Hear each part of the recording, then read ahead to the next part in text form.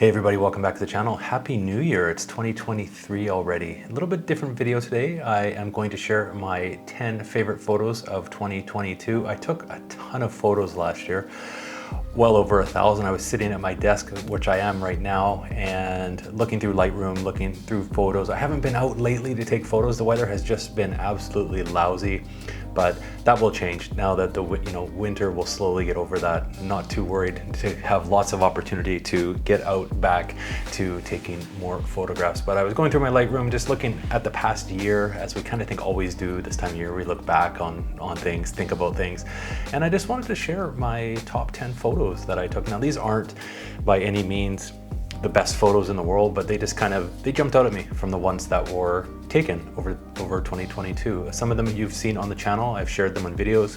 I think there's a couple in here that you probably haven't seen as well. So before I do show those though, I just want to thank everybody that's been following along the channel. I was looking back again, more of these looking back things, and as of January 1st last year of 2022, the channel had just hit 10,000 subscribers. And as of now, and I'm filming this in 2023, we're almost at 15,000. So I just wanted to jump on and say it as well. I really appreciate everybody that is following along, subscribed, leaving comments. I do really appreciate it. So let's jump into the photos. I've chosen 10 to share. We'll talk about the photos, kind of where they were taken, the camera I used, the film simulation, if I can remember which one I actually used, and just a little bit about the photos. So I hope you enjoy. All right, this is the first one I wanted just to share. Now this was taken on my Fujifilm X100v. It was a summer, I know for sure. It was taken back in August of last year, and down at White Rock Beach, there's a promenade that goes along, and as you can see, obviously runners are out there. This one was a funny picture actually. I believe it's classic chrome, if I'm not mistaken. And this was taken from the parking lot of all places. And I parked the car, and I had saw runners kind of running along. I thought, I'm gonna run up and see if I can catch one actually in front of these benches. Now I was able to, and I ran through, and this is one of the first pictures I took of actually the day of going out. And it's funny how it just kind of turned out, the first one. So I'm pretty happy with this one. And funny story with these benches, these yellow benches are actually left over.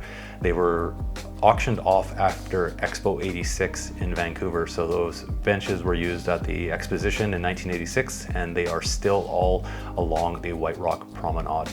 Now the second photo here, this was taken at historic Stewart Farm. It's an old historic farmhouse in Surrey, British Columbia, and it was just as you can see, the blossoms were coming out. So this was actually last year one of my favorite places to go for photo walks.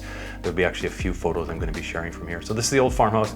I just like the front, the colors were great. This one was taken with classic negative and my X100v, and it just worked out with the framing of the blossoms, with the the white blossoms on the tree by the farmhouse, and just a great walk around. This was a nice day. The sky obviously overcast, but I think it worked well to kind of bring those little bit of colors out in the dull day that was that day. Now my third one here, this is White Rock Beach. So White Rock Beach is that long pier. It's, I think, the longest pier in Canada, if I'm not mistaken. And as the tide goes out, it leaves these pools, and I was able to get this framed with a blue sky day. So it's almost like blue. The sky is completely reflected in the water in one of the tidal pools. Now with this one, it worked out okay, I think, with the framing of the people walking through the light poles there. This one, looking back at it, I wish I maybe got a little bit lower down, because I think I probably could have almost eliminated that line of sand and made it basically almost symmetrical photo with that reflection, but that's okay. I'll have to go back and see if I can catch it again in the future. But that's White Rock Beach, a beautiful beach to go for a walk if you ever have the chance, especially when the tide is out. Now this photo here, this was taken again at Stewart Farm, and this was with the X100v. And the reason I chose this one is I had started to do a lot of photos at f2 on my X100v, getting up close to things, and they're part of this old barn at the farmhouse. There's these little knots in the wood that you can kind of peer through, and it seemed to work out well. I thought this kind of looked like almost like a little heart, and in behind there you can see the light coming through from the doorway going through. And it would have been kind of maybe neat if there was, I don't know, if there was a cat or something, or something peering through the bottom there, or people's feet even in maybe, or something like that. But this was kind of fun. And from this series, actually, I did a video and I shared a few other photos. So you can always go back and check out those photos as well from the basically really, really close up using the X100v. I was very surprised the quality of these close-up shots with the X100v, and this one is the one I wanted to share. Now this is a photo of a sunrise. I moved over 2022, and this is from the new location on Vancouver Island. This is one of the first mornings actually getting up before the sunrise. This would have been taken sometime in the middle of August, so still summer, and the tide over here as well goes out for actually about 1 kilometer when the tide is out. So it looked really nice. This is the sunrise coming up. This is looking towards the mainland of British Columbia from the island, and it looks very close. Obviously, it's not that far away, and with the tide out, you can see the reflections in the water, and this is a piece of driftwood kind of framing that shot. My photos have kind of turned a lot more landscape-ish. If you've been following the channel for a while, you know I obviously living in a city. It's interesting how your photo subjects change with your location. So definitely more landscape photos this past year, which was good. It's a nice change, that's for sure. And this one is in Parksville, British Columbia. Now this was a August day as well, but with the sun getting close to kind of going down, because you can see the color is just kind of a nice warm color. And I was walking actually back to the car after walking along the beach and walking along the promenade, and this is where I caught this picture. So one of the last pictures of the day with this one. So it's just a tennis court with a bench. I liked how the sun was hitting that bench. Now it would have been obviously nice to have someone maybe there playing tennis, but there was nobody playing tennis there that day. So I had to settle for a bit of a frame through that, the chain link fence with the sun coming through, hitting that bench. That's one of these spots I think I will keep checking out next year once the summer hits and people are out playing tennis, to see if I can get some shots like that, similar with maybe some people in it. Now this one's a rare. This is again at the beach, same place, Parksville. This is about as close as you'll get to a self-portrait, I guess, of mine. That's why I did it. So you can see the sun. This is taken in the morning. So the sun just coming up, making really long shadows, and that's me taking a picture. My legs, I thought it looked kind of funny when I was out there walking around, and it looks almost like one of those circus clowns on stilts. But that's I guess a shadow self-portrait. Now this one was taken, we had bad forest fires this year. It seems to be a reoccurring occurrence in British Columbia. Normally these two people looking out over this lookout you would see mountains in the background and forest, and it's the edge of a cliff that you can go up to.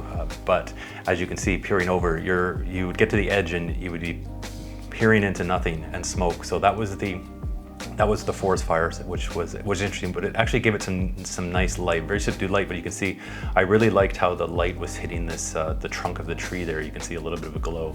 Now this was a film simulation I used, and I did share more photos from this film simulation on my channel as well. So you can see a few more photos from when this was taken as well. But I did like this one.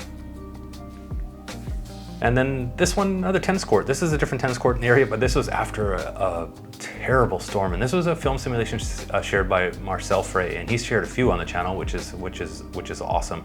And this is one he made for kind of dull, dreary, ugly fall days. And this day was for sure. It had been a big windstorm. So as you can see, all the leaves are coming off all the trees, the fall leaves, so all the red and on top of the green of the tennis court. I thought really looked interesting to me. And this is the day I went out. I wasn't actually feeling like taking photographs, but I figured I better go outside. And Marcel had just sent this film simulation recipe, so it was the motivation I needed to get out and take some photos. And I do have another video of this with some other photos from this film simulation that you can definitely check out. And what I will do is I will link it down in the video description, so you can check this one out. This is actually one of my favorite film simulations that Marcel shared.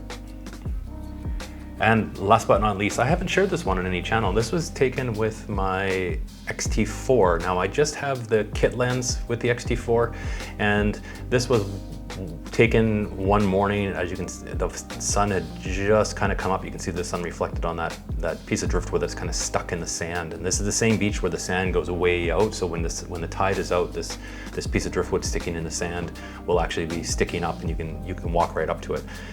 The water was just like calm like glass. You can see just a tiny bit of movement from the reflection, and it almost looked like a pastel painting of this one. So this is a great heron, the great blue heron on the top there, and this photo actually made me really want to get a new telephoto lens to take more wildlife pictures, that's for sure.